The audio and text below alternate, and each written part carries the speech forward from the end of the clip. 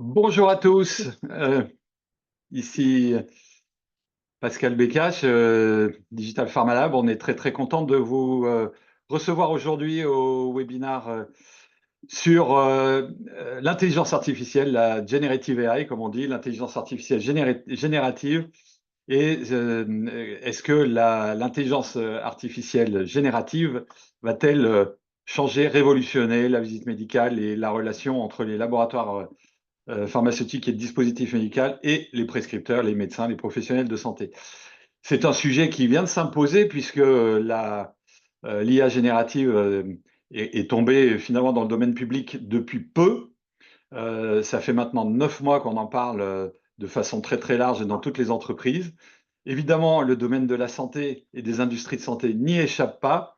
Et je suis très content aujourd'hui d'avoir réuni autour de moi 3 personnes qui s'y connaissent plutôt très bien. On va commencer avec Marine Tortel, qui a été directrice de la transformation dans des laboratoires pharmaceutiques et qui récemment a achevé un cours sur l'intelligence artificielle à Berkeley. On a également Sarah Ziane, qui est consultante chez Digital Pharma Lab et qui, depuis 9 mois, court à travers l'Europe pour former, mais également participer à des projets d'IA générative dans des labos pharma. Et puis enfin, Nicolas Max Nérôme, qui est avec nous, qui est le pilote de l'activité santé chez Iluin Technologies. Iluin est une pépite française de l'intelligence artificielle qui ne s'adresse pas seulement aux industries de santé, mais qui a également une activité dirigée par Nicolas dans la santé et qui est issu, Iluin est issu du laboratoire de Centrale Supélec et aujourd'hui équipe de nombreuses entreprises. Voilà, donc on va sans tarder démarrer. Vous êtes nombreux à nous suivre et on va commencer avec Marine. Euh, c'est à toi, Marine. Super. Bonjour, merci à tous pour votre curiosité et puis surtout pour vos questions qui vont arriver. Ça va m'aider à préciser ma pensée et puis à l'ajuster à l'auditoire. Alors pour compléter l'intro de Pascal, peut-être que parmi vous, il y en a qui se demandent si c'est pas un peu tôt pour faire un webinaire sur l'AI au service des labos pharma et de la VM. Si je suis un petit peu provocatrice, l'industrie pharmaceutique n'est pas toujours dans les early adopters des technologies nouvelles. Et puis, ce n'est pas le secteur d'industrie qui a le plus besoin de revisiter ses façons de faire. A contrario, peut-être que parmi vous, il y en a qui se disent que c'est peut-être un peu tard, que l'intelligence artificielle a largement déboulé dans la R&D et dans les essais cliniques pour les labos pharma. Alors, oui, mais les jeux ne sont pas faits. Pour moi, c'est pile poil le bon moment au niveau de l'industrie, du secteur, et puis au niveau de nous, professionnels de ce secteur, pour se poser et se préparer l'action et se préparer à l'action. Il y a plein de choses qui ne sont pas encore déterminées. Très peu de laboratoires ont explicité, formalisé leur vision. Les mentalités, en revanche, elles s'ouvrent. Les collaborateurs commencent à tous être ouverts, à s'en servir, à titre personnel, à titre professionnel.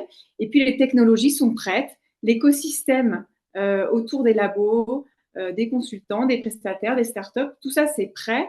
Donc, c'est le bon moment, voilà. C'est le bon été pour s'y mettre, pour réfléchir et pour préparer une rentrée avec à l'esprit ces potentialités de l'intelligence artificielle. Alors, je vais partager mon écran. Hop.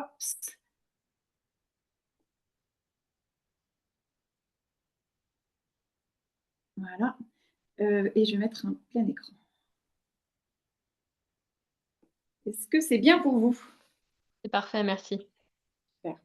Alors, je vous propose un déroulé très simple. D'abord, on va parler de la transformation IA que je vais mettre en regard avec la transformation digitale pour laquelle j'ai pas mal d'expérience et j'ai trouvé que c'était intéressant de les mettre face à l'une à l'autre et puis de voir les spécificités de la transfo IA. Et avec Sarah, on discutera aussi sur les freins qui ont déjà été observés, enregistrés lors des projets de Transfo IA. Ensuite, ça vaut le coup de faire un petit stop sur l'impact de l'IA pour les managers. Alors, on pourrait l'étendre à l'ensemble des collaborateurs, mais il y a des responsabilités particulières qui, selon moi, incombent aux managers. Et donc, je voudrais les partager avec vous et puis d'ailleurs avoir votre feedback. Et enfin, le cœur du réacteur de cette présentation, c'est l'IA au service des visiteurs médicaux ou de la visite médicale.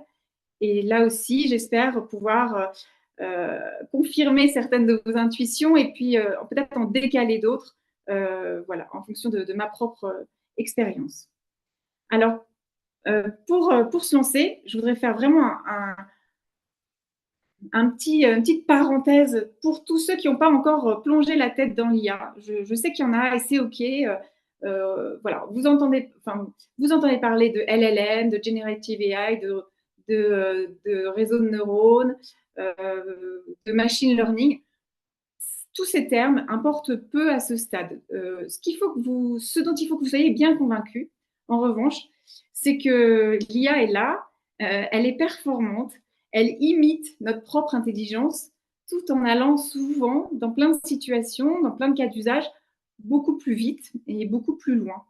Et pour faire simple, si vous retenez que l'IA, elle sait déjà, mais vraiment c'est très performant déjà, elle sait décrire sur la base de jeux de données, elle sait décrire ce qui s'est passé, elle sait prédire ce qui va se passer ou ce qui est en train de se passer, et elle sait prescrire ce qu'il faudrait faire pour maximiser nos contraintes et notre valeur. Donc, décrire, prédire, prescrire, on va retrouver ces trois grandes familles de bénéfices, de tâches tout au long de la présentation aujourd'hui. Ouais. Alors, en pharma, la transfo IA, elle n'arrive pas n'importe quand, elle arrive alors qu'on est alors que ça fait des années qu'on travaille sur la transfo digitale, et je ne sais pas comment ça se passe dans vos labos, mais souvent, elle n'est pas terminée, cette transfo. On ne peut pas dire qu'elle soit mature et qu'elle soit arrivée totalement à destination. On a fait beaucoup de progrès, on a eu des succès, on a eu des erreurs, ça nous a permis d'accéder à plein d'enseignements, à consolider des enseignements. Et ces enseignements, ils nous servent, il faut absolument s'en servir et pas repartir naïf. Il faut s'en servir pour ce que j'appelle la transformation IA. Alors, les deux premiers enseignements, je vous laisse les lire, mais je vais très rapidement les survoler. Les deux premiers enseignements, ils sont de nature médico-market, on va dire. Market et médico-market. D'abord, la transfo digitale, c'était un nécessaire retour aux fondamentaux médico-market. Ça veut dire que pour faire la transfo digitale, il faut être super clair sur sa cible, ses segments, ses messages, etc. Et ça, évidemment, l'IA en a besoin aussi. La bonne nouvelle, c'est que l'IA, non seulement elle va s'inscrire dans ces paramètres, elle va les utiliser, c'est un cadre, mais elle va les nourrir en retour parce qu'elle va générer de la donnée et de la connaissance qui vont pouvoir faire améliorer au fur et à mesure ces fondamentaux. Ça va être itératif. C'est pareil pour la culture client. Ce que j'appelle la culture client, c'est en particulier la customer intelligence, la connaissance des insights de nos clients, internes, externes, toutes les données disponibles. Donc ça, on en avait besoin dans la transfo digitale pour customiser le plus possible les relations. L'IA va également avoir besoin de ça pour créer des cas d'usage pertinents, et puis elle va le nourrir en retour. Le troisième point, il est évident, il y a un sujet en digital, encore plus en IA, un sujet IT infrastructure. C'est en général le job du global de fixer ce cadre. Les petites étoiles que j'ai mises, c'est juste pour vous indiquer le niveau de pertinence de l'enseignement dans le cadre de la transfo digitale appliqué à la transfo IA. Donc oui, encore un peu plus sur l'IT. Les deux enseignements suivants que je vous propose, c'est subjectif, c'est ma synthèse de la transfo digitale, c'est le périmètre. D'abord, au-delà du commercial, marketing, vente, pour moi, la transfo digitale, elle marche et elle marchera de plus en plus si on arrive à embarquer le médical et si le médical se sent partie prenante de cet exercice et de cette transformation. Alors évidemment, l'IA, sa matière première de prédilection, ça va être la donnée médicale. Donc, c'est encore plus d'actualité dans le cas de la transfo médicale. Et le deuxième point sur le périmètre, c'est les fonctions support. Et moi, je pense en particulier à nos amis réglementaires, compliance, légal. Dans le cas de la transfo digitale, ils étaient importants, mais dans le cas de la transfo IA, ils sont centraux. En fait, on a besoin d'eux, on a besoin qu'ils soient formés, qu'ils comprennent, qu'ils accompagnent, qu'ils sécurisent et qu'ils libèrent à un moment donné, qu'ils soient OK, que ça soit pour eux suffisamment robuste et safe pour qu'on puisse avancer. Donc vraiment, c'est le facteur clé de succès de la transfo digitale qui prend encore plus d'importance, selon moi, dans la transformation IA.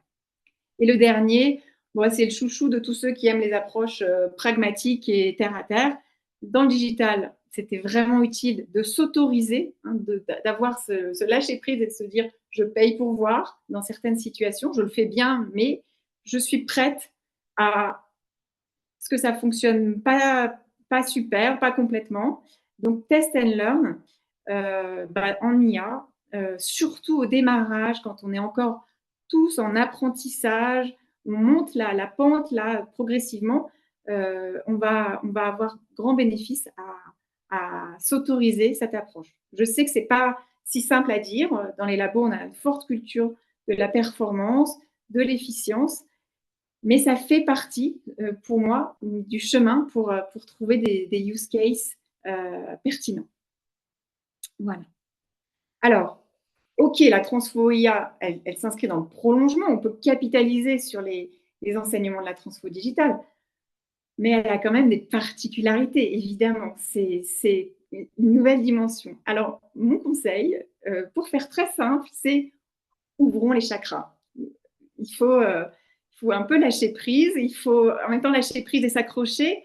La transfo IA, bien sûr, elle arrive avec son lot de nouveautés. C'est pourquoi j'ai 4 conseils ou 4, en tout cas des choses qui pour moi sont importantes. La formation, il faut se former, il faut se faire former, il faut que l'entreprise forme les collaborateurs. C'est à la fois intuitif en termes d'usage, si je parle de ChatGPT, mais ça ne l'est pas sur les concepts, comprendre qu'il y a des réponses qui sont de nature probabiliste et pas certaines, comprendre où est le risque de sécurité, mais le risque d'hallucination. Tout ça, il faut quand même bien s'y accoutumer. Et en transfo digital, ça pouvait être du bon sens, par frottement, par expérience, on apprenait tous. Là, je pense que vraiment, on ne peut pas faire juste des programmes ou des ateliers d'acculturation. Je pense qu'il faut vraiment penser des programmes de formation avec la RH, avec les capabilities des labos, vraiment penser quelque chose d'assez costaud et progressif. Le deuxième point, c'est la data. Alors, c'est le mot-clé de l'IA. La data, dans la transfo digitale, c'était presque, je vais être un peu grinçante, c'était presque un bénéfice secondaire des interactions. Là, la data, c'est une fin en soi. Il faut que l'on dispose de beaucoup de data pour entraîner les modèles, pour avoir des prédictions ou des prescriptions pertinentes, intéressantes, qui aillent au-delà de ce qu'on savait déjà. Donc, il nous faut beaucoup de data d'entraînement. Et puis, en fait, il va y avoir une prime à la capacité des entreprises à documenter. Plus les entreprises ont la culture de la data, du document, de l'écrit, ça pourrait être d'autres formats, mais bon, c'est quand même beaucoup de l'écrit, plus on aura des utilisations, des usages fins et pertinents et surtout à valeur ajoutée. Si c'est pour me redire des choses que j'avais déjà intuitées ou qu'en 3 minutes je trouvais toute seule, c'est pas très intéressant. Vraiment, la masse de données, avec toutes les questions de stockage, etc., ça devient un sujet en soi dans la transfo IA. Le troisième point, il est très simple. Il va probablement nous falloir des compétences externes qu'on internalise ou externes et qui restent à l'extérieur avec lesquelles on a de la prestation. Mais il y a en gros un job de data scientist. Alors, il a plein de noms différents, mais c'est un job d'ingénieur spécifique à l'IA. C'est plus difficile de faire monter en compétence quelqu'un en interne que sur le digital. Sur le digital, il y avait plein de gens qui avaient cette capacité à progresser, à embrasser le digital. Sur l'IA, c'est plus spécifique. Mon dernier conseil, c'est le petit twist. Je l'intitule le reverse thinking. En gros, moi, je vous invite, je l'ai fait beaucoup déjà, à penser à l'envers. Je vous explique. D'une manière générale, mon principe, c'est je pars de mes besoins, je pars des besoins de mon entreprise, voire de mon client, et ensuite, je vais chercher des solutions. Je ne mets pas la charrue avant les bœufs, je ne me laisse pas attirer par ce qui brille, je pars du problème, et d'ailleurs, je travaille beaucoup sur le problème avant d'aller chercher la solution. En intelligence artificielle, je crois que pendant un certain temps, il va falloir lâcher prise et accepter de raisonner à l'envers. Ce que peut faire l'intelligence artificielle, c'est tellement au-delà de notre imagination, c'est pas si intuitif que ça vaut le coup, je pense, de regarder un peu le catalogue de tout ce qui est possible, d'aller voir plein d'usages, plein de fonctionnalités, capacités de l'intelligence artificielle, parce que vous ne pouvez pas les deviner. Donc, il faut vraiment aller voir tout ce qui existe, enfin plein de choses qui existent le plus possible. Et après, c'est contre-intuitif, mais après, revenir à la maison, revenir sur son propre périmètre et se demander, parmi les problématiques que l'on a, parmi les besoins que l'on a, lesquels peuvent être adressés par l'une ou l'autre des options de l'intelligence artificielle qu'on a pu observer. Voilà. Je ne sais pas ce que vous en pensez, mais voilà, je pense que c'est intéressant, mais ça demande un peu de... C'est un peu irrationnel comme façon de faire. On n'a pas l'habitude de fonctionner comme ça. Et ça, moi, je pense que ça vaut le coup de le faire en intelligence artificielle. Alors, j'aimerais illustrer, oui. oui, merci Marine, j'aimerais illustrer tes observations qui étaient évidemment très pertinentes avec donc mon retour d'expérience, ayant donc accompagné les équipes de laboratoire tant dans l'acculturation, la sensibilisation de leurs collaborateurs, jusqu'à même l'implémentation de projets pilotes utilisant donc évidemment l'intelligence artificielle générative. Et donc, j'ai rencontré un nombre important de personnes et voici les dernières objections, donc des freins qui continuent de revenir, même 1 an, maintenant 2 ans après l'avènement de cette technologie au grand public. Mais ce sont des objections qui ont de la valeur, hein, qui sont très intelligentes et qui sont surtout facilement surmontables. Alors la première, la peur d'être remplacé. Alors évidemment que c'est une réalité pour certaines industries, mais je suis convaincue que dans l'industrie pharmaceutique, ça va être une objection fréquente, mais qui est très facilement surmontable. Puisque l'intelligence artificielle et particulièrement générative, c'est en fait là pour nous accompagner. C'est notre assistant, c'est pas notre remplaçant. L'IA va nous permettre d'optimiser nos tâches, on va pouvoir lui faire nos tâches ingrates pour que derrière l'humain ait beaucoup plus de temps à accorder à ces tâches qui auront une plus haute valeur ajoutée. Beaucoup comparent d'ailleurs l'avènement de l'IA générative avec celle de Google et donc si, on revient quelques années en arrière, quand Google est arrivé, ça ne nous a pas remplacés dans nos tâches, mais au contraire, on l'a utilisé comme fonction de support, comme outil pour, apprendre encore plus et puis rendre notre job, encore meilleur. La deuxième objection qui continue de revenir, ça va être le manque de confiance. On me dit souvent: «D'accord, mais est-ce que je peux croire tout ce que me dit un chatbot? Comment ça fonctionne? D'où sont basées les données? Est-ce que je dois vérifier mes sources?» Alors donc c'est évidemment une méfiance qui est tout à fait compréhensible, mais il faut savoir se rendre compte que l'IA générative, c'est quand même un outil extrêmement avancé. Mais comme je disais juste avant, ça reste une fonction de support. Donc là, notre conseil, ça va être, en fait, comme quand vous faites vos recherches sur Google, c'est évidemment de maintenir derrière un contrôle humain sur tous les résultats finaux que vous pourrez utiliser. Alors le troisième, peut-être la plus importante ou celle qu'on entend le plus souvent, la sécurité et la confidentialité. Donc évidemment que dans l'industrie pharmaceutique, on travaille avec des données extrêmement sensibles, des données de santé. Donc c'est une préoccupation qui est fondée, qu'il faut garder en tête. C'est très important de ne pas l'oublier. Mais il existe plusieurs solutions pour y remédier, hein. Si on prend par exemple l'outil le plus connu aujourd'hui est ChatGPT, OpenAI est d'ailleurs très conscient de cette problématique et propose déjà des licences payantes en particulier qui proposent une particularité, c'est que les données d'entrée ne deviennent pas des données d'apprentissage du modèle. Donc ça peut être une première solution. On a d'autres solutions émergentes qu'on voit apparaître chez beaucoup de laboratoires pharmaceutiques et dans d'autres industries d'ailleurs, qui va être l'implémentation en interne d'un chatbot qui utilise donc la technologie d'OpenAI, Anthropic ou autre, et qui va être agrémenté de données internes. Et puis cette base de données va être fixe et ça va permettre un niveau encore supérieur de sécurité et de confidentialité. Donc il y a beaucoup de solutions qui émergent sur cette objection qui, j'insiste, est importante à garder en tête, mais qui ne devrait pas être un frein à la transformation. Le dernier point, l'avant-dernier point, pardon, ça va être le manque de sensibilisation. Parce qu'en fait, si on prend ces freins dans un ordre chronologique, une fois qu'on a bien, pris en compte les points précédents, qu'on ouvre un outil d'IA générative, bon, bah, d'accord, mais qu'est-ce que je peux faire avec? En fait, le dernier frein, ça va être savoir connaître les fonctionnalités. Si je ne sais pas à quoi va me permettre cet outil, eh bah, je vais jamais l'utiliser ou alors ça va pas me permettre d'avoir de la valeur ajoutée dans mes tâches. Donc en fait, ce dernier obstacle, ça va être, voilà, qu'est-ce qu'on peut en faire de cette belle technologie? Et la solution, évidemment, elle est très simple. Ça va être d'offrir des démonstrations d'usage. On revient à ce que disait Marine avec l'approche test and learn tout à l'heure. Donc voilà, inciter à avoir des exercices pratiques, inviter une réflexion sur, comment l'IA peut, de manière concrète, m'aider sur mes projets, offrir une formation à tous ses collaborateurs pour, ouvrir les esprits et puis vraiment commencer à utiliser cet outil. Comme le disait aussi Marine, le train est déjà parti, mais il n'est pas encore trop tard pour le rattraper et puis c'est surtout aussi essentiel, hein, de de sauter dedans aujourd'hui. Et le dernier point où je vais, laisser la main à Marine puisque c'est quelque chose d'absolument essentiel, ça va être cette dernière phrase qu'on continue de me répéter qui va être de, «Non mais nous on n'est pas prêts, de toute façon on attend le go du global». Alors Marine, qu'est-ce que tu as à répondre Ouais. à cette dernière objection? Alors moi, j'adore cette objection. On me dit souvent, mais pourquoi ça t'intéresse autant localement, il n'y a pas tant de choses à faire que ça.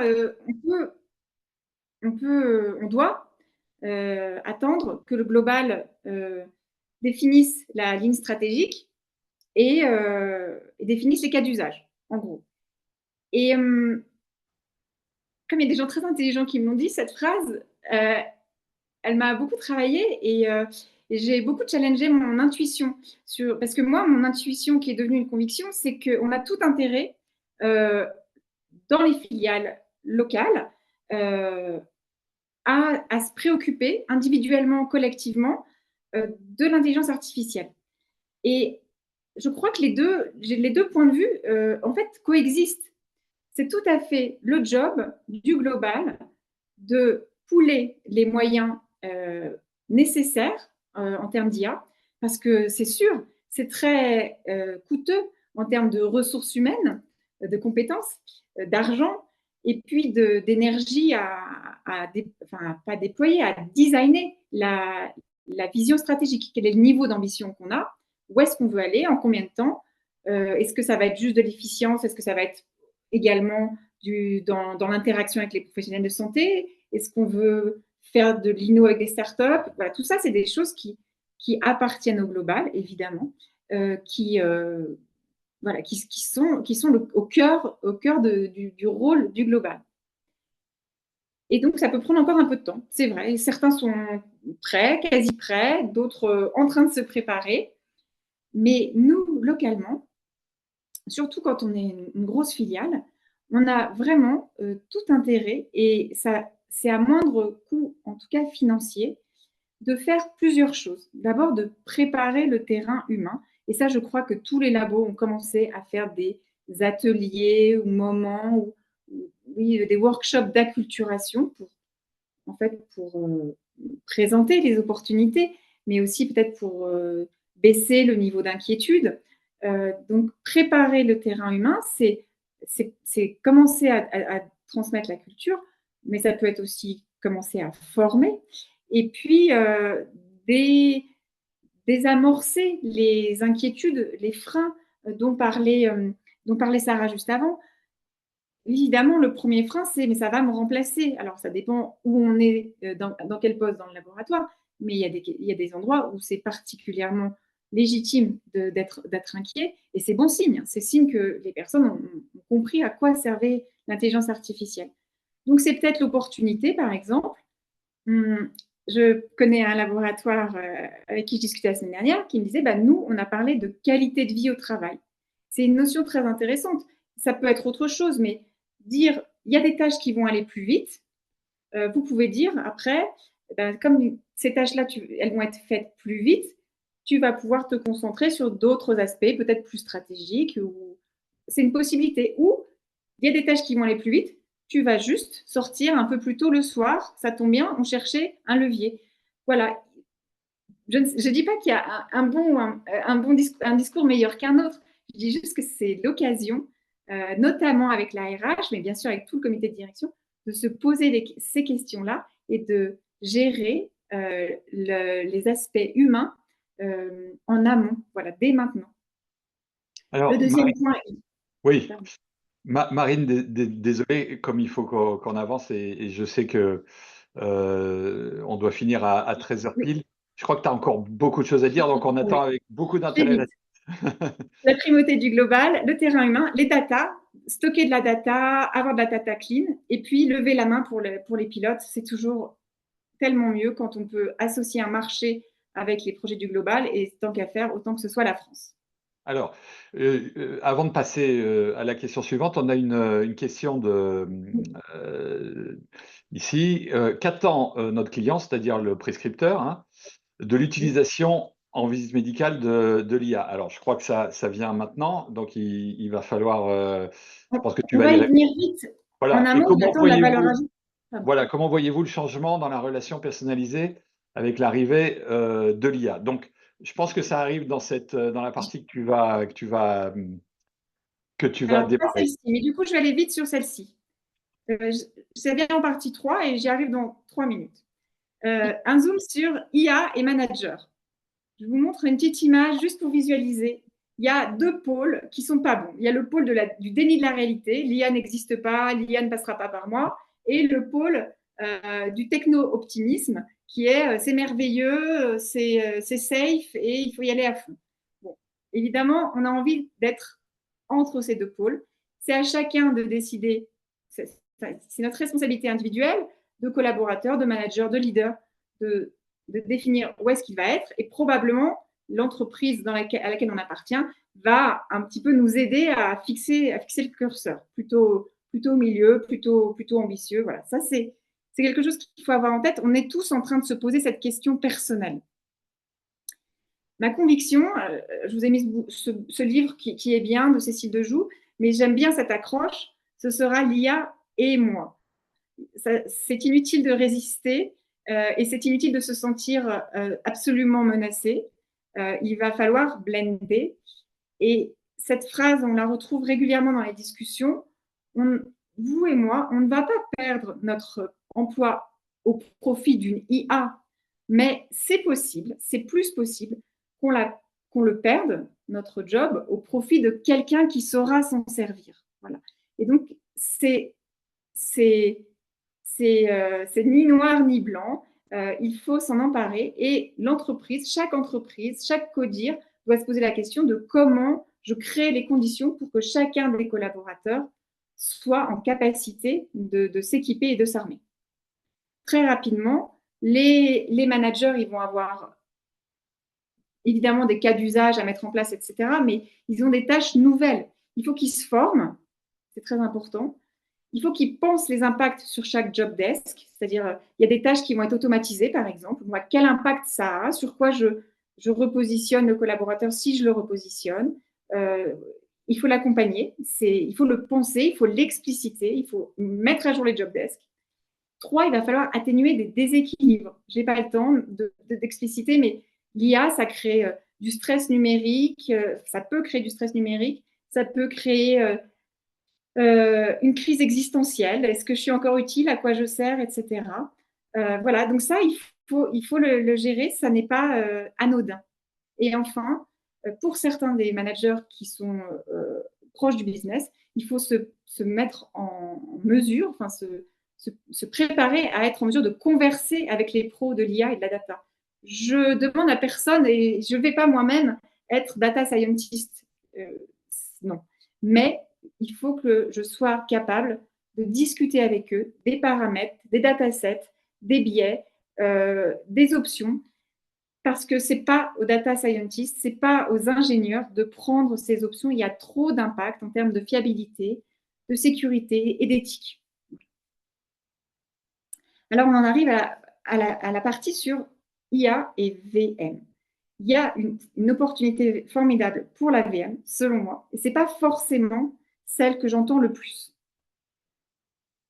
Alors, c'est le slide le plus chargé de ma présentation. Excusez-moi, j'ai essayé de représenter en un slide les différentes facettes du métier de visiteur médical. En amont, en haut à gauche, la business intelligence, tout ce qui est analyse et diagnostic de mon secteur, d'un établissement, d'un profil de médecin. Ensuite, il y a tout ce qui est interaction, avant, pendant, après la visite, et aussi la partie digitale omnichannel. Après, il y a peut-être ce qu'on peut appeler le back-office, avec toutes ces questions compliance, DMOS, contrats, etc. La partie organisation individuelle, optimisation de mon temps, de mes trajets, etc. Et puis, le dernier point qui me tient particulièrement à cœur, c'est celui du développement des compétences et du savoir-faire de chacun. Eh bien, figurez-vous, c'est ça le cœur du message de cette partie, il y a des solutions IA sur l'intégralité de ces boîtes. S'il y a 6 boîtes, sur les 6 boîtes, il y a des solutions, enfin des solutions IA, des leviers IA qui existent et qui permettent déjà d'augmenter la valeur ajoutée, d'augmenter la rapidité, d'augmenter la profondeur de ces activités ou d'en automatiser certaines. Alors, je ne peux pas vous les décrire les 6. J'en ai choisi 3 qui me semblent vraiment marquantes. Et d'ailleurs, avec Iluine, ensuite, on va encore plus rentrer dans le concret, dans le détail pour que vous visualisiez combien c'est disponible et mature. Alors, la partie analyse et diagnostic, la business intelligence, en gros, il y a plein d'outils, de fonctionnalités, de use cases qui vont permettre au VM, c'est bien lui, ma cible, de mieux comprendre, de mieux connaître sa cible pour qu'ensuite il puisse lui-même mieux agir. Donc là, l'idée, c'est surtout d'embrasser, d'être capable d'aller crawler, d'aller chercher des datas internes, mais aussi externes, publiques, ou que l'on va générer avec des partenaires qui vont nous donner accès à ces datas. Là, on peut se décomplexer complètement sur le fait d'aller chercher beaucoup de data parce que l'IA, elle est capable de la digérer, cette data. Elle est capable de la digérer et de donner accès au VM qui pourra poser sa question de manière intuitive. Peux-tu m'indiquer si, peux-tu me donner des informations sur… C'est très simple bien sûr, il faut entraîner le modèle et avoir beaucoup de data, mais voilà, ça va prendre une nouvelle dimension. Et le VM, qui est plus ou moins doué sur cette partie, plus ou moins appétant, là, on met à sa disposition quelque chose qui va vraiment faciliter comment dire, la construction de sa Customer Intelligence. Ok, je vous montre un slide qui est issu de mon doc pour ma formation, ma certification Berkeley. Voilà, ça représente un schéma très simple. Probablement dans le CRM, le VM va pouvoir poser sa question. Le but, ce n'est pas de lui créer un nouvel outil, hein, c'est là où il a l'habitude de se connecter, de travailler. Ça va aller chercher des informations de différentes natures, peut-être même sur LinkedIn, sur les réseaux sociaux, sur la base de transparence, etc. Ça va aller chercher ces informations et ça va pouvoir lui faire des suggestions ou répondre à ses questions dans un langage naturel. Deuxième application, le avant, pendant, après la visite. Alors, on le sait, hein, préparation de visite, compte rendu de visite, peuvent être les parents pauvres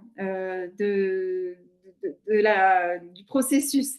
C'est là, l'idée, c'est aussi d'alléger la pénibilité pour que chaque VM soit motivé de préparer sa visite et soit motivé de faire un compte rendu qui soit vertueux parce qu'il va nous donner la donnée fine, mais qualitative surtout, pour les prochaines actions. Donc, moi, je ne suis pas tellement branchée sur le NBA, la Next Best Action. Je crois qu'on peut suggérer, mais qu'en général, les VM, ils ont les idées. S'ils ont un large portefeuille d'actions possibles, ils ont les idées. Mais je suis en revanche super confiante dans le fait que les aider à préparer la visite d'une manière non pénible, leur suggérer des choses et puis les aider à faire un compte-rendu, par exemple, de manière intuitive où ils puissent dicter ce qui s'est passé, ils puissent citer des verbatim, où ils puissent screener des notes manuscrites qu'ils ont prises. Ça, Marine, on verra ça tout à l'heure, je crois, avec la ouais, démonstration d'Ilwin. Je sais que tu as quelques convictions. Et est-ce que en 2 minutes maintenant, tu pourrais nous faire un résumé de tes convictions? Parce que vraiment, il nous reste 2 minutes. ok. Alors, euh, trois points en synthèse de cette partie. D'abord, je pense qu'il est important de visualiser l'IA comme un levier pour amplifier, équiper, nourrir les VM. Pas pour inhiber leurs initiatives, pas pour les robotiser. Ça n'a pas de sens. Donc vraiment, il faut penser positif, il faut penser avec eux, pour eux. Et je pense que le meilleur garde-fou pour pas déraper, c'est de les associer à l'élaboration des outils et de les associer au use case pour que ça ne soit pas des projets hors sol et que ça fasse réellement de la valeur pour eux. Première conviction. La deuxième, c'est que finalement, ce qu'on va demander au VM ou ce qu'on va fournir au VM, ce n'est que la partie émergée de l'iceberg, comme en digital d'ailleurs. Tout ce qui est masqué, caché, c'est ça qui a le plus d'importance et c'est ça qui représente, je pense, le plus gros challenge. C'est la capacité du marketing, du médical, du réglementaire, de la compliance en particulier, à générer beaucoup de données, de contenus, de solutions, de use cases.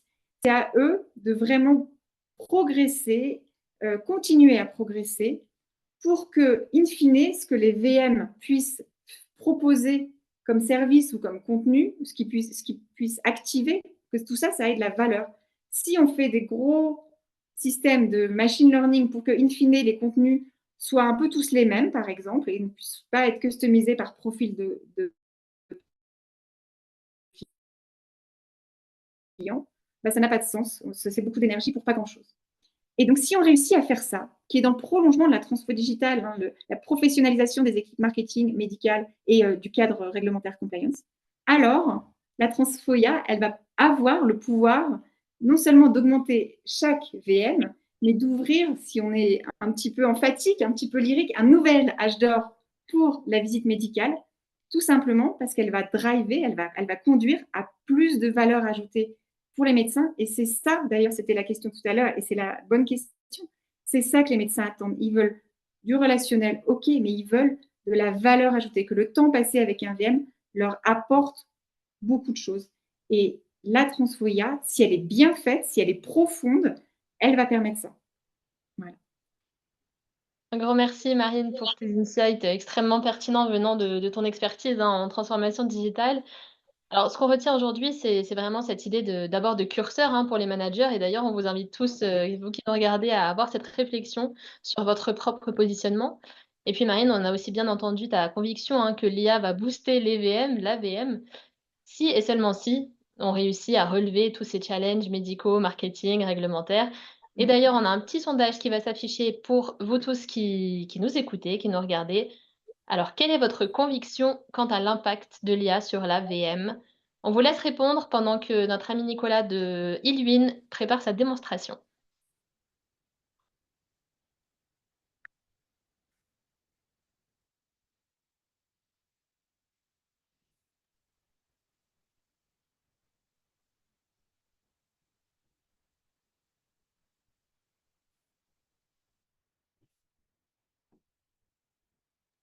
En attendant que Nicolas soit prêt, il y avait une question, et je remercie celui qui l'a posée parce que c'est Florent, sur comment on fait pour arriver à faire en sorte que les personnels, les salariés soient toujours au fait des technologies et continuent à les travailler, continuent à travailler avec ces technologies.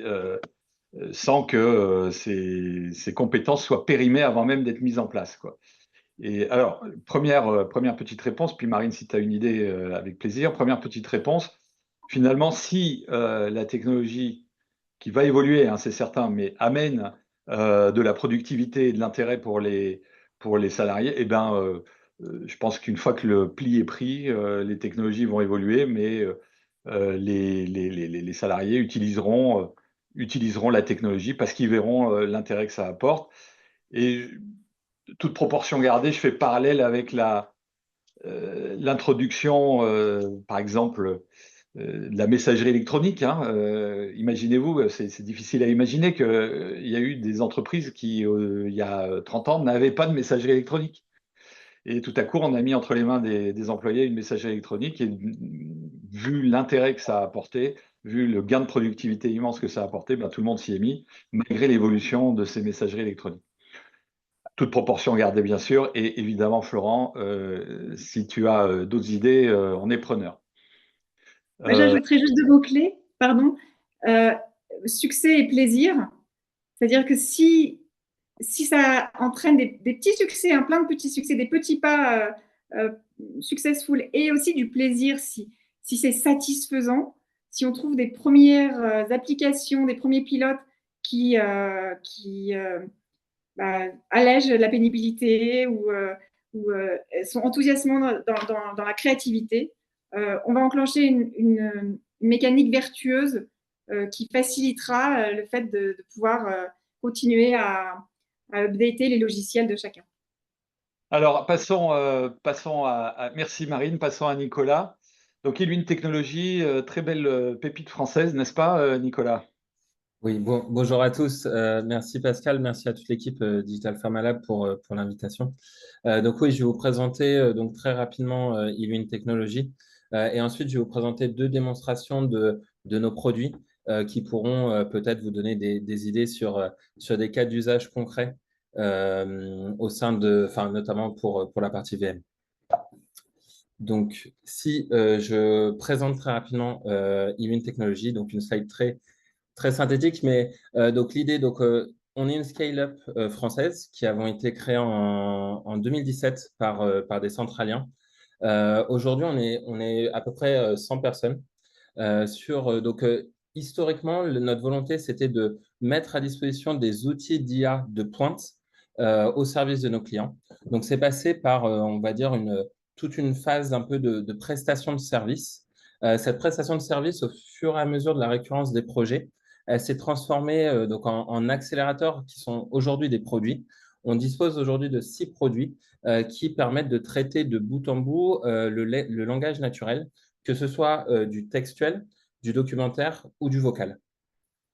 Donc, on a une très forte part de R&D. Donc, on a 5500 jours hommes de R&D sur 2023, ce qui correspond à plus d'un quart de nos effectifs en équivalent temps plein. Et dans le cadre de cette R&D, en fait, on a une très grande proximité toujours avec Centrale Supélec, puisqu'on travaille notamment avec le laboratoire IA, le laboratoire MIX de Centrale Supélec, avec lequel on a récemment publié en open source notre propre LLM développé from scratch, qui s'appelle Croissant LLM, et qui a la particularité d'être assez léger. Il tient sur un smartphone, et il est totalement bilingue sur le dataset d'entraînement en français et en anglais. Alors, on n'est pas sur des performances d'un GPT-4, d'un Mistral. Ce n'était pas l'objectif. L'objectif, c'était déjà d'apprendre à développer vraiment from scratch ce type de modèle. Et en réalité, sur des tâches très spécifiques, comme par exemple la traduction, on s'aperçoit qu'on a des performances équivalentes à justement ces gros modèles existants. Nous, le nôtre, faisant 1,3 milliard de paramètres, ce qui en réalité en fait plutôt un petit modèle. Pardon. On va atteindre 10 millions de chiffres d'affaires en 2024. Et une particularité chez Illumine, c'est que on est sur une croissance organique. On n'a jamais levé de fonds, ce qui est potentiellement un peu rare dans le secteur de l'IA. Mais donc, du coup, aujourd'hui, on a 5 millions en fonds propres, ce qui nous garantit en fait une pérennité. On n'est pas dépendant des levées de fonds successives et ce qui est rassurant pour nos clients. J'ai mis quelques références en dessous sur la partie santé. S'il fallait retenir eWin en une slide, ce serait celle-ci sur la partie technique.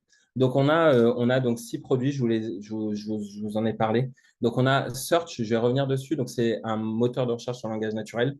On a Doc Automation qui permet de faire de l'extraction au sein de documents. Alors, on n'est pas sur une approche par apprentissage et c'est là la différence. On essaie d'avoir une approche sur l'ensemble de nos produits, l'ensemble de nos technologies assez frugale pour utiliser, on va dire, les technologies de pointe quand c'est nécessaire et utiliser des algorithmes peut-être moins performants mais moins coûteux sur des cas d'usage adaptés et ils seront tout aussi performants que les derniers algos qui peuvent être sortis.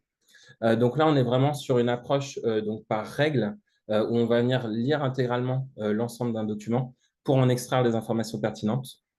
On a un outil qui s'appelle Dialogue qui permet de faire des callbots et des chatbots, on va dire de manière très simple via une plateforme no-code. Et aujourd'hui, juste en petit ref, si vous appelez l'hôpital Necker, vous tombez sur un callbot Dialogue qui fait l'accueil.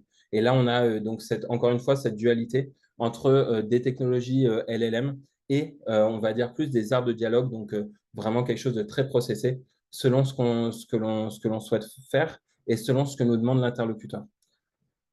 On a Mail Automation qui est un petit peu le pendant où on va venir à la fois analyser donc des mails, le corps de mail et aussi les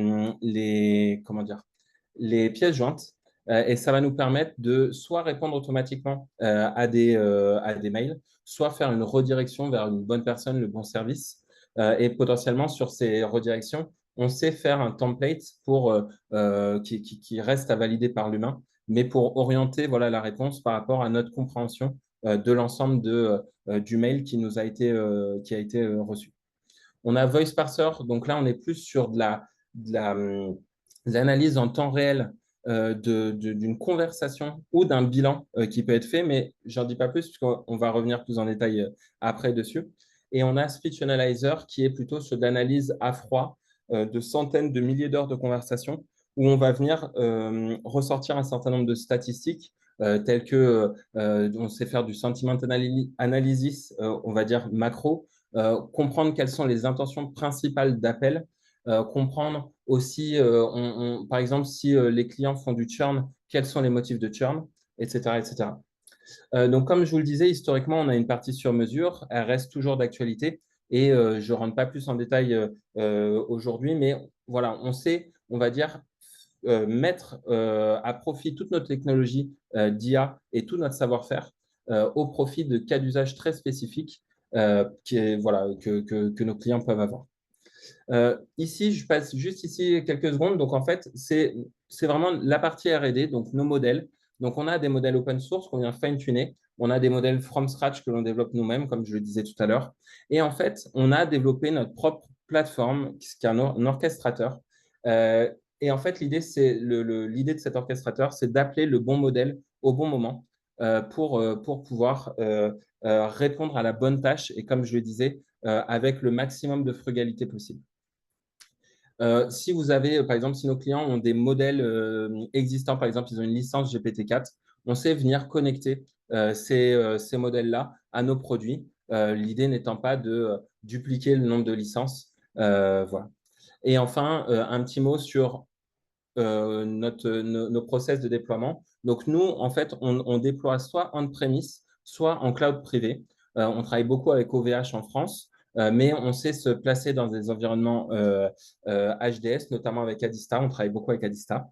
Mais de la même façon, si un de nos clients nous demande un tout autre cloud provider, par exemple du AWS, on sait déployer sur AWS.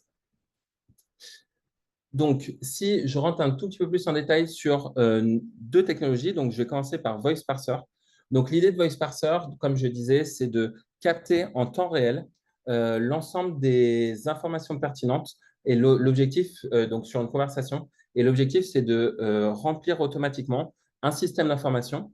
Et donc là, en l'occurrence, nous, on a des travaux donc on sait s'intégrer dans des CRM, notamment avec Salesforce, où on a déjà l'outil qui est sur la marketplace. mais on sait se connecter à des CRM de délégués médicaux. Et en l'occurrence, je vais vous partager une petite démonstration qui sera beaucoup plus parlante que tous les mots que je pourrais employer. Alors, dans le cabinet se trouve 5 rue. J'avais rendez-vous ce matin avec Éric Dampierre, rhumatologue, dont le cabinet se trouve 5 rue des Peupliers à Strasbourg. Il exerce à son compte et il est conventionné secteur 2. Il suit au total environ 1400 patients et la consultation dure en moyenne 15 minutes. Il accepte la consultation à distance et il a une secrétaire médicale qui assure un suivi administratif après chaque consultation. Il a accepté de recevoir notre newsletter par mail et c'est la première fois que nous prenons contact avec ce médecin. Le rendez-vous d'aujourd'hui avait pour objectif de lui présenter le Novanitor. Le médecin connaît bien les différents médicaments de la polyarthrite rhumatoïde et leur mode d'action, et il est familier avec le Novanitor. Il le prescrit pourtant rarement, car il pense qu'il provoque plus d'effets indésirables que les médicaments concurrents, même s'il a entendu dire qu'il était particulièrement efficace pour minorer les douleurs articulaires. Il préfère donc prescrire du rituximab.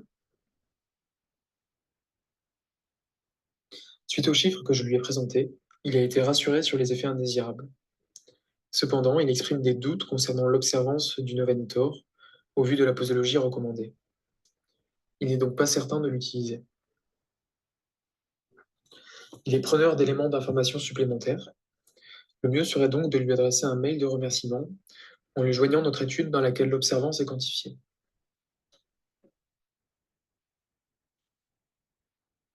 Préfère-t-il assister au congrès en ligne ou en présentiel? Ah oui, il m'a dit qu'il préférait assister au congrès en ligne.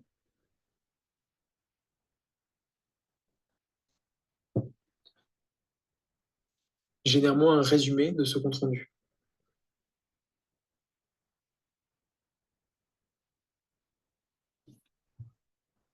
Propose-moi un mail à envoyer au docteur Dampierre suite à notre rendez-vous.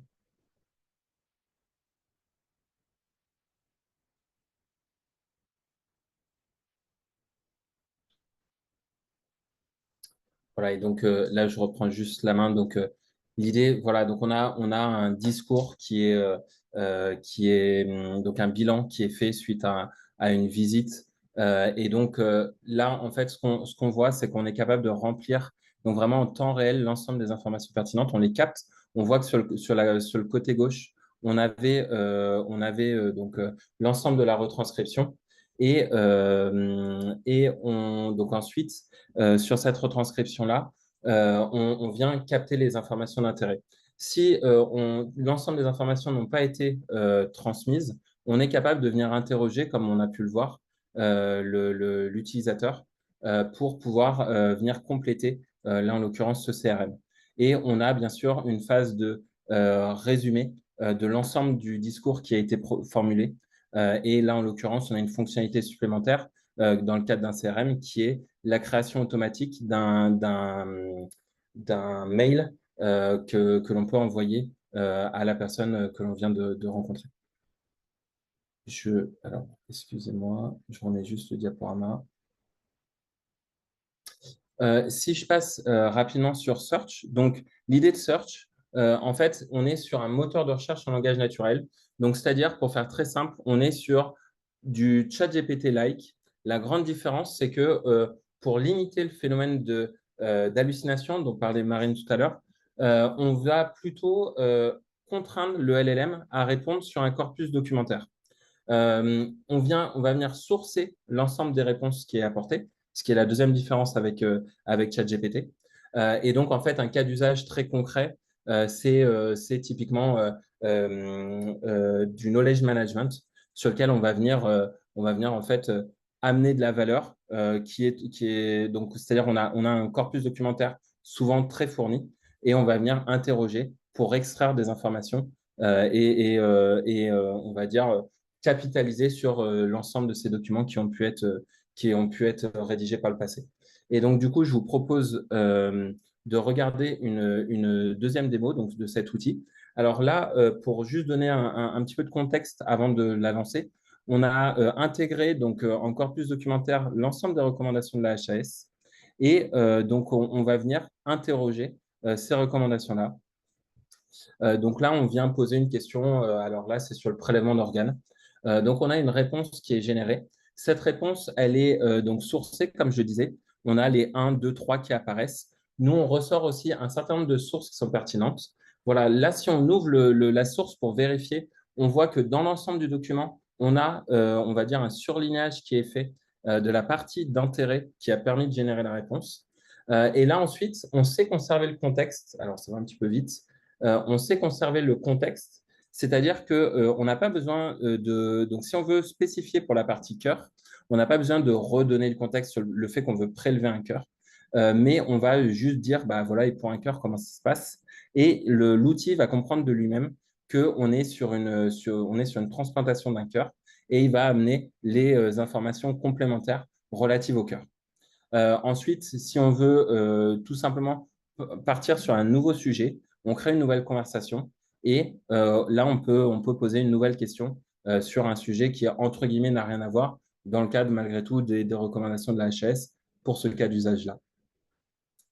Voilà, voilà pour une présentation rapide de ce qu'on sait faire chez eLwin et je suis à disposition pour toute question. Merci, merci Nicolas. C'est effectivement, enfin, je ne sais pas ce que vous en avez pensé, c'est une démonstration. Les deux démonstrations sont spectaculaires. Je sais que, par exemple, pour le search, c'est extrêmement utile, par exemple, pour récupérer tout un tas de documents qui se trouvent dans les bases de connaissances d'un laboratoire, par exemple, et pour préparer une visite, ou alors pour les MSL, les Medical Science Liaisons, leur donner, leur permettre de croiser tout un tas d'informations et pour répondre de façon plus pertinente, proposer des projets de façon plus pertinente aux prescripteurs. Donc, il y a une capacité très, très intéressante et on voulait absolument montrer ce que eLwin est capable de faire. On sait évidemment hein, que un certain nombre de points peuvent poser des problèmes de compliance et Marine, je sais que tout à l'heure, tu l'avais également souligné. Néanmoins, après, évidemment, on utilise ces technologies de la façon la plus pertinente en fonction comment dire, des habitudes et des désirs de chaque laboratoire, j'imagine, hein, Nicolas. Oui, tout à fait. Tout à fait. En fait, donc là, nous, on a des projets, notamment Search, avec des laboratoires pharmaceutiques. Et en l'occurrence, il y a tout un process qui est mis en place avec le compliance pour s'assurer que les données qu'on manipule répondent aux critères RGPD.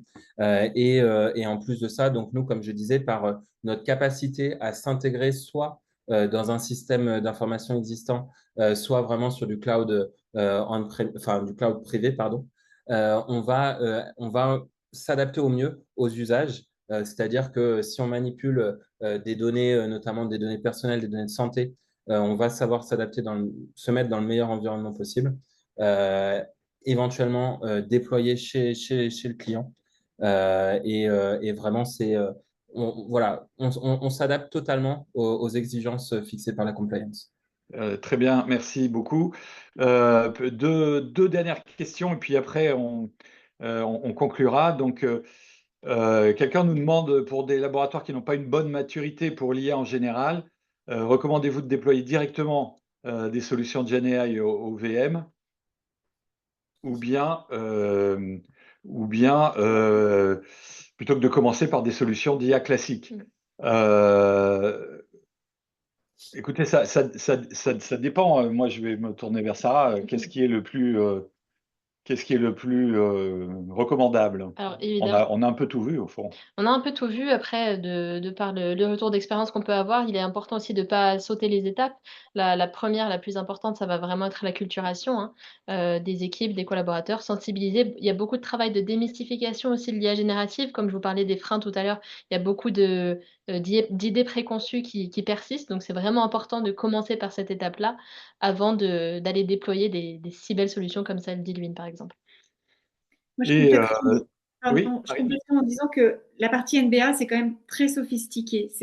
Ça demande vraiment beaucoup de boulot sous le niveau de la mer. Hein, ce dont je parlais tout à l'heure, la partie immergée de l'iceberg. Donc, de toute façon, chronologiquement, ça met du temps. Donc, ce temps, ça vaut le coup de le mettre à profit avec des use cases d'IA, plus sur l'efficience, plus sur le diagnostic, plus sur voilà, alléger la charge administrative des VM. Parce qu'en fait, ça a le bénéfice d'être plus rapide à mettre en place. On l'a vu, des solutions existent. Et ça crée de la confiance, en fait. Ça crée moi, VM, j'y trouve de l'intérêt. Donc, je commence à avoir confiance, à l'utiliser. Et je serai plus prêt à sauter dans le vide, à faire confiance aux actions que le NBA va me suggérer. Et je me permets juste enfin, je suis d'accord avec tout ce qui a été dit, mais juste en une phrase, en fait, je pense qu'il ne faut pas faire opposer IA classique et IA générative. Tout dépend du cas d'usage et il faut veiller en fait à utiliser la bonne technologie vis-à-vis du cas d'usage. Et l'IA générative, enfin, elle est très puissante dans certains cas, mais des fois, en fait, l'IA classique est largement suffisant. Et donc, il faut l'avoir en tête. Alors, absolument dernière question, puisqu'il est 13 heures. Donc, Nicolas, le segment de marché est très encombré, beaucoup d'offres. En un mot, en une phrase, quel est le facteur différenciant d'Iluine? Pourquoi vous choisir? Mis à part que vous êtes français et que vous sortez de Centrale Supélec, qui est une école chère à mon cœur, mais à part ça. Eh ben, donc déjà, enfin, tu viens de le dire, mais il y a la souveraineté, c'est important. Aujourd'hui, il y a beaucoup d'acteurs qui sont pas français, qui sont américains. Ça, vis-à-vis justement de la partie RGPD, ça pose des problèmes, notamment dans le secteur de la santé. Donc ça, c'est vraiment une différence. Et ensuite, très concrètement, on va dire technologiquement parlant, on a à disposition un certain nombre de benchmarks qu'on peut vous mettre à disposition qui montrent en fait nos capacités vis-à-vis des technologies, même du GPT, sur certaines tâches. Encore une fois, j'insiste vraiment là-dessus. On ne prétend pas être meilleur qu'un OpenAI, bien loin de là. En revanche, sur certaines tâches spécifiques et vraiment sur l'ensemble de nos produits, on a fine-tuné nos modèles de manière à les rendre les plus performants possibles. Et donc, en ce sens-là, je pense c'est vraiment une grande différence qu'on peut apporter à nos clients. OK. Donc, pour conclure, quelle que soit la façon dont vous voulez vous y prendre, merci d'être arrivé au bout avec nous. Quelle que soit la façon que vous avez vous y prendre, démarrer par de l'acculturation, démarrer par des projets, prioriser vos projets, stratégiser, etc. Bien entendu, n'hésitez pas à faire appel à nous. Et pour conclure, scannez s'il vous plaît le QR code, prenez rendez-vous et nous serons ravis avec Sarah et le reste de l'équipe de répondre à vos questions et de voir qu'est-ce que vous avez envie de faire. On est arrivé au bout de notre Innocenté. On va prendre une petite pause estivale. On va remercier infiniment Marine et Nicolas. On va remercier Sarah. Merci Sarah. Et on vous remercie tous d'avoir été avec nous jusqu'au bout. Passez un très bel été. On se retrouve fin août pour un autre Innocenté. Et d'ici là, à très bientôt. Au revoir. Portez-vous bien. Au revoir, bonnes vacances.